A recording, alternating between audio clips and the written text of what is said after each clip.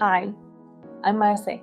Welcome to Slow Pace Listening Practice. Today, we'll practice simple present.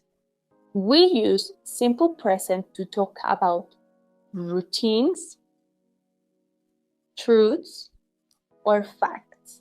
Today, we'll be using mostly verb to be. In this listening practice, you can find 2 questions. To answer these 2 questions, you can use the links that I included in the description of the video. Here we go. I'm an English teacher. I'm 35 years old and I live in Mexico City. I'm an only child. I think of myself as a patient and easygoing person.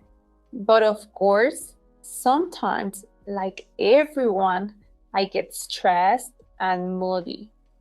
What are you like? I'm 152 meters tall. A lot of people, including myself, say I'm short. I have medium length, wavy brown hair, big brown eye, and a round face. What do you look like? When you're ready, you can comment with your answers. See you soon!